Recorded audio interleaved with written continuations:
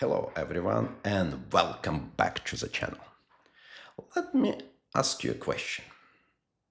Have you ever played a chess game where a massive pawn center that looked strong suddenly collapsed? In this video, we're diving into the critical strategic mistake of the overextended pawn center. You will learn exactly why pushing those pawns too far without support from pieces is a recipe for disaster. And more importantly, how you can exploit the overextended pawn center in your own games. Controlling the center is a fundamental chess principle, but controlling too much of it might be a problem. An overextended position happens when pawns are pushed deep into enemy territory without support, creating irreversible weaknesses. Take a look at this position. It's black to move. White looks dominant with all these central pawns, right? Completely wrong. Black is ready to undermine the center from the flanks. White is in a big danger here because there is no connection between white pawn center and the rest of its pieces. Let's look at the beginning of this game to see how it happened that white got this overextended center. The game was played a few months ago. Both players are rated at around 1900. The opening was the Alekhine defense. This is the start of the Alekhine defense, named after Alexander Alekhine, the fourth world champion. Alekhine is remembered as one of the greatest attacking players in the world of all times. The main strategic idea of this opening is to provoke white to move central pawns forward and then attack the pawn center with undermining pawn breaks and active piece play. This opening is popular in Grandmaster practice, but only in rapid and blitz games. For example, in a database you can find that Magnus Carlsen and Hikaru Nakamura played numerous games in the Alekhine with black pieces. But again, those are blitz games and rapid games only. In regular tournament play, the Alekhine defense is only occasionally played by the top modern players, probably because it gives white a lasting space advantage. Nevertheless, it's a dangerous opening, especially on the club level. If white doesn't know how to play it correctly and simply starts advancing its pawns, the center can quickly become overextended. This is exactly what happened in this game. Okay, e5 main move, knight d5 main move, c4. This is the second choice. The clear choice by grandmasters is to simply play d4 and then develop knight. This simple development is the main choice on the modern level. White is a little bit better after any response by black. But one of the main challenges of preparing against the Alekhine is that black has numerous options at this moment. For example, black can play g6, black can play bishop f5, bishop g4, black can take pawn, knight c6 was tried, even knight b6, numerous options. Okay, but this didn't happen. Instead of playing d4, white pushed as a pawn, knight needs to move, knight moved, and white pushes pawn again. This is the second choice. The most popular move is d4. Let's see what happens after d4. Usually black plays d6, and main choice by grandmasters here is to go to the exchange variation by trading on d6. Now, most popular move is to take with c pawn. But let's first see if other pawn takes. Then white develops, then places bishop on d3 and places knight on e2. Notice knight didn't go to f3 to prevent active play with bishop g4 pin. This setup is popular. White has more space and is able to keep small but lasting advantage. But let's go back and see what happens if other pawn takes. Here most popular move is knight c3, development. And, we're on the other line, so let me go knight c3 here. And most popular move is g6, placing bishop on long diagonals and castling, then attacking white center. So g6, very popular move. Here, a couple good options, bishop e3 and h3. For many years, bishop e3 was the main move. And here, white, instead of finishing development of king side, plays rook c1 and b3, preventing black's counterplay. This is known as the Voronezh variation, which is one of the most popular setups in the exchange variation by grandmaster. White has more space and a small lasting advantage. Instead of bishop e3, h3 is also quite good move, and then something like this, another popular setup by white. Okay, but all this didn't happen. Instead of playing d4, white pushes central. Okay, knight has one move, and white pushes again. This is first mistake. White probably doesn't know how this opening is played and simply pushes its pawn forward because it looks good. This move is rarely played. Instead of d4, white usually plays either bishop c4 or knight c3, immediately putting pressure on black's position by developing. For example, after bishop c4, e6 usually played, the knight develops, trade happens, and black develops knight. This is most popular line here. Position is about equal, but complex. If black tries to grab pawn on c5, they might get in trouble, because white plays queen g4, putting pressure on g7. Here white has initiative. So let's see what else might be done. Instead of bishop c4, knight c3 might be played. Here d4 is a bit different, because black already played e6. So bishop is locked. So it's not as dangerous here. So black still attacks center, trade happens, and white simply develops. Again, about equal position. But this didn't happen. So white, as we said, pushed pawn forward. Okay, black plays very logical move, attacks white center. And this is serious strategic mistake. Second mistake in a row. And white simply pushes pawn forward without any thinking. Now white center is weak and can be easily attacked. Okay, black simply trades pawns and attacks pawn on c5. Now what you do? How to defend the pawn? Okay, let's see what white did. White reacts, protects pawn. Here black can insist and attack pawn again, winning it, but black goes for development.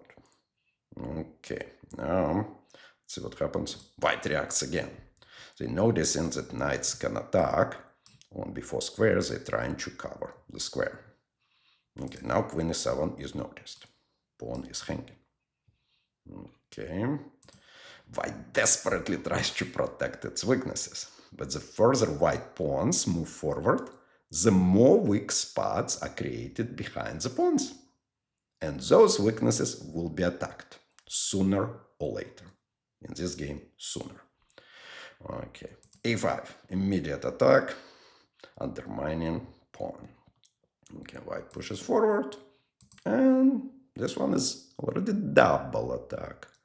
Queen is hanging, and pawn on c5 is hanging. Black wins material. Now, queen moved. Black takes pawn, trade of queen happened, and the game is basically over. Black has a material advantage and a serious lead in development. White is underdeveloped and has numerous weaknesses. Okay, let's see. It was played for several moves. Okay, white played rook a2, preventing fork. Okay, black prepares development of the bishop on long diagonal. Bishop develops. Now bishop goes on long diagonal. Black ready to castle. And long castle. Now everything plays. Black finished its development. All black pieces except the rook on h8 are in active positions. Only a miracle in a form of some severe blunder can save white here. Position is very bad. Okay, let's see what happens. Trade on d4. Rook comes and bishop e3. And now miracle happened. Almost. Tricky moment. It appears that black just blundered a piece, but everything turns out to be fine. Still, it might be that black underestimated white's last move and simply got lucky at this moment.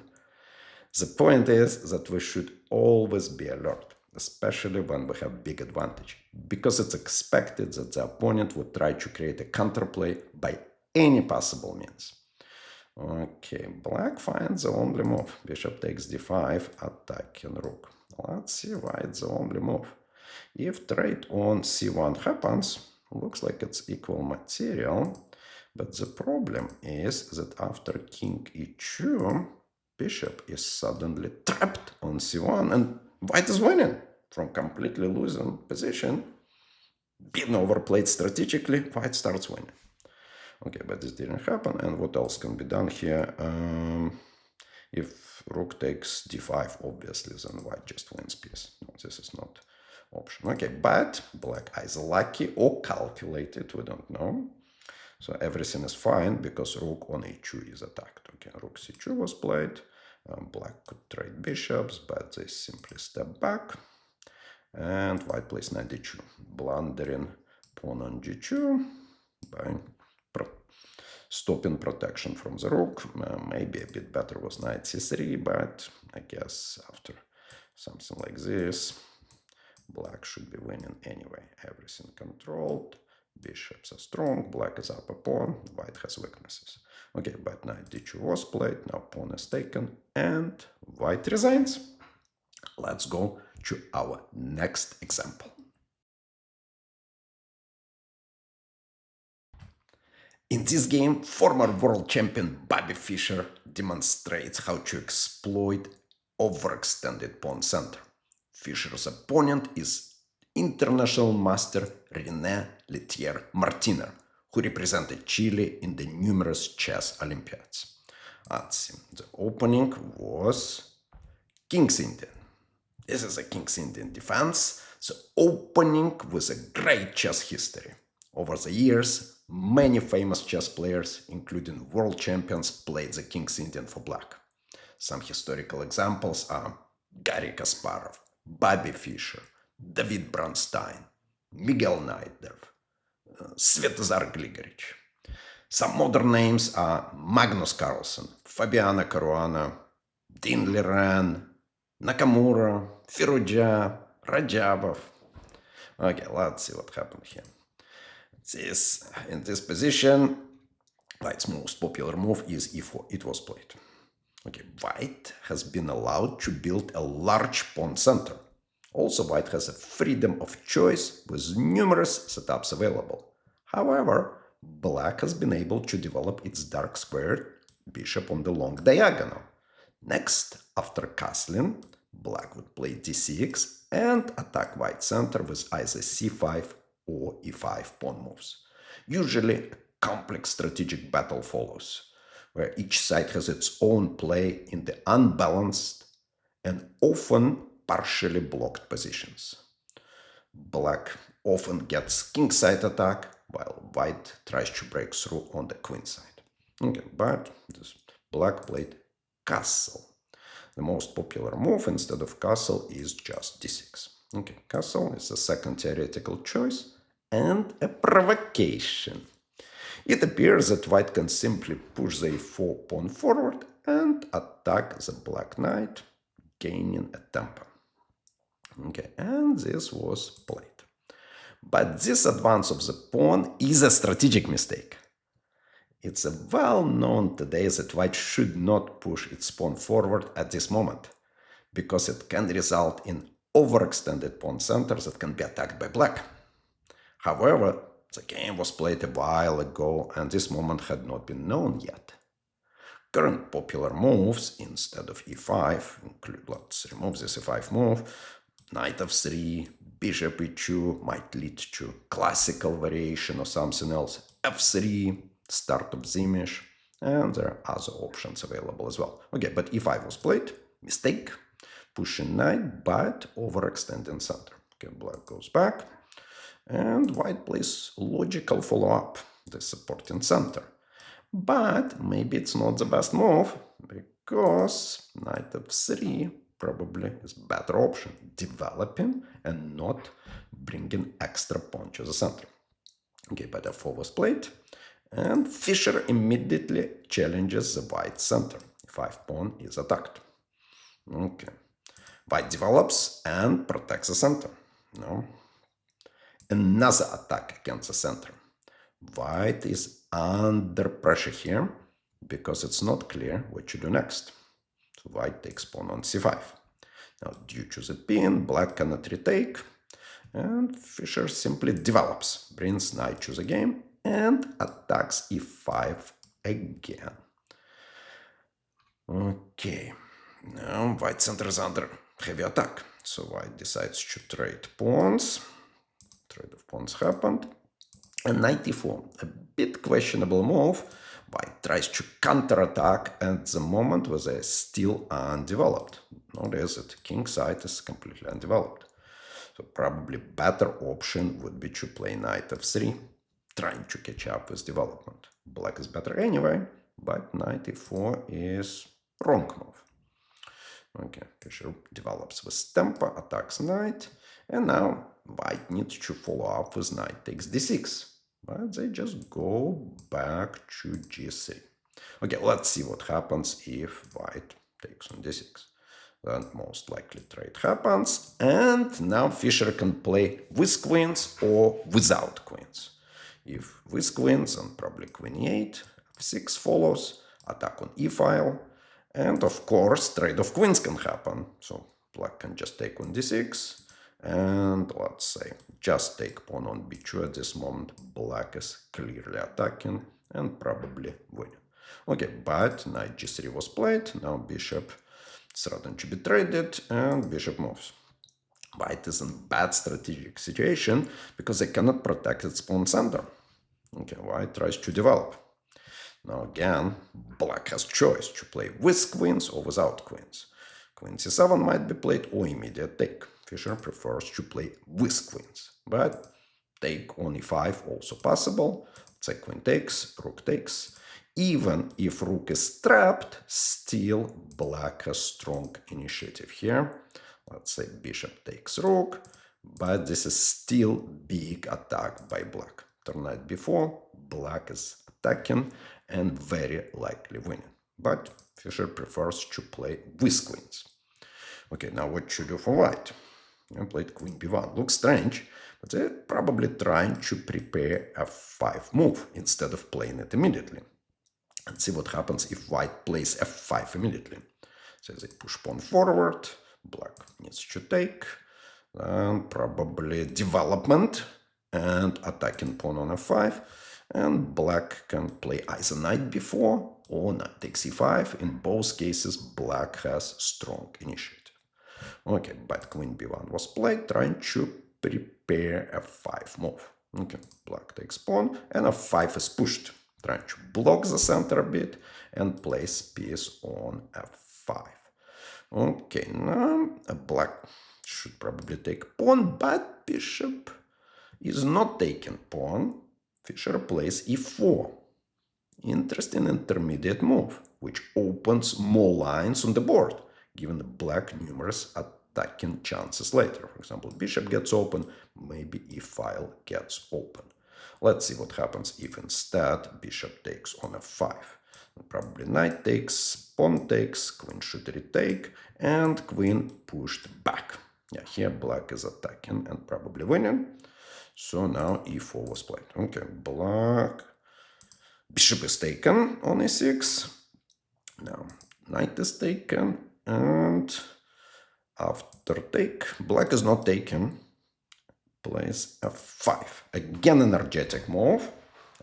Take on e6 was also possible. Probably black was still winning, but f5 creates immediate threat of f4, fork. Now white stops attack. Notice that white's still undeveloped. White still didn't castle. King still in the center. And f4 created extra weaknesses on e4 and g4 that might be exploited later. For example, if knight somehow comes to g4, e4, it might be dangerous attack. Okay, now knight does come, bishop e2. Okay, rook improves. Now castle probably a bit too late here, because black might win material on e-file. So white tries to consolidate with king f2 move, trying to protect, bring rook, rebuild. Okay, pawn is taken, and this was last central pawn that was taken. Now white sits with numerous weak spots that black can attack and no center. Okay, white brings rook. The second rook is coming, a lot of pressure on e-file. Bishop f3 looks like white almost consolidated, but beautiful tactical finish with 2 decoys in a row follows. Simply takes on e3 and takes again. Again, looks like white is almost escaped. But queen takes f4 follows. Spectacular move by Bobby Fischer. White resigned. Why resigned? Because checkmate in one move follows if queen is taken. Let's see what happens if queen checkmate with bishop. And let's see what would happen if king simply goes back. Let's say king goes back. We attack again using pin. Check here. King moves. Attack again. Check. Then let's put pressure on the pin. Can bishop be protected? Yes, it still can be protected by playing queen h1. Let's check. Oh, now we win bishop because this protection would be interrupted. Let's say king g1. We can take. This would be checkmate soon or huge win of material. So resignation was absolutely warranted, and we're ready to go to our next example. Our previous example was by the legendary Bobby Fischer. Now we're back to the club level chess. White is rated about 1950, black is rated around 2200. Solid club players. Let's see what happened in this game. Okay, white played normal, normal, normal, and white goes with a rare move.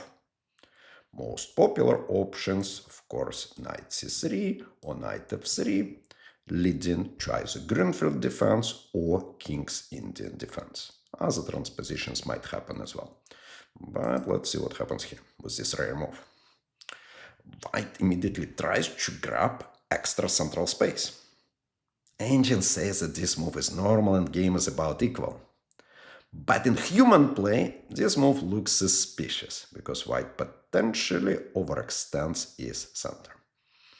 Okay, good reaction by black, logical move. Black decides to first finish the kingside development and fight against the pawn center later. Another logical option would be to play c6, immediately challenging the center.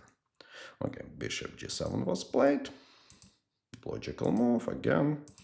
All normal here. Several logical moves were played by both sides. Now it looks like regular King's Indian, where white pushed its pawn to d5 a bit too early.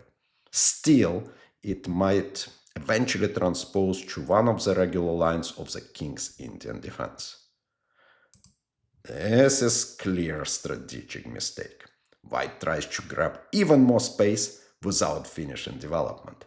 White center is overextended and looks like a liability, not an asset.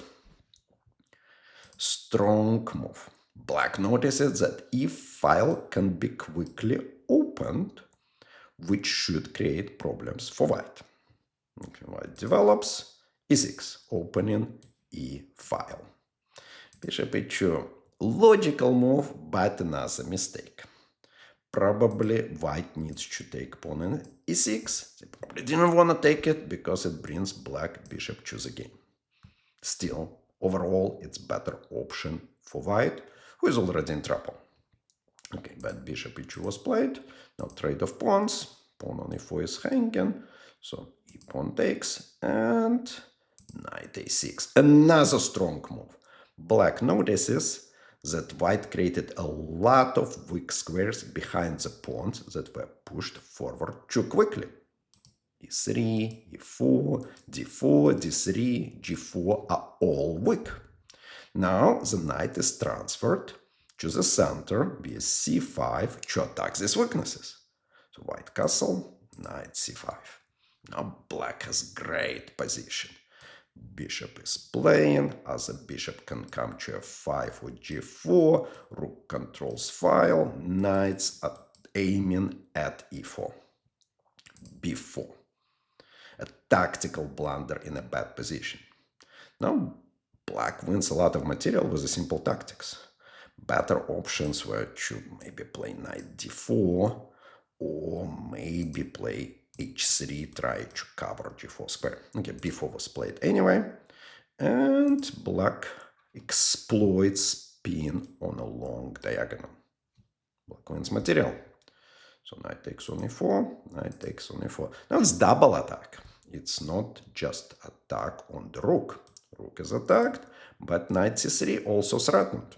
So double attack here. Bishop d2, trying to cover. Black simply takes rook. Queen takes. Now another tactics follows. Discovery attack on e-file, trade. And black is up rook. White simply resigned. And we're done with our examples of the overextended pawn center. Today, the key takeaway is that space in chess comes with great responsibility. If you push your pawns too far without adequate support from your pieces, your center will crumble under pressure, as we saw in today's examples. Always make sure that your pieces can support your pawns and look for those critical pawn breaks to challenge your opponent's overextended pawn structure. Now it's your turn. Try to apply these strategic ideas in your own games. Please let me know in the comments how it goes. If you find this video helpful, please give it a thumbs up and consider subscribing for more chess tips and lessons. Thanks for watching, and I will see you all in the next video.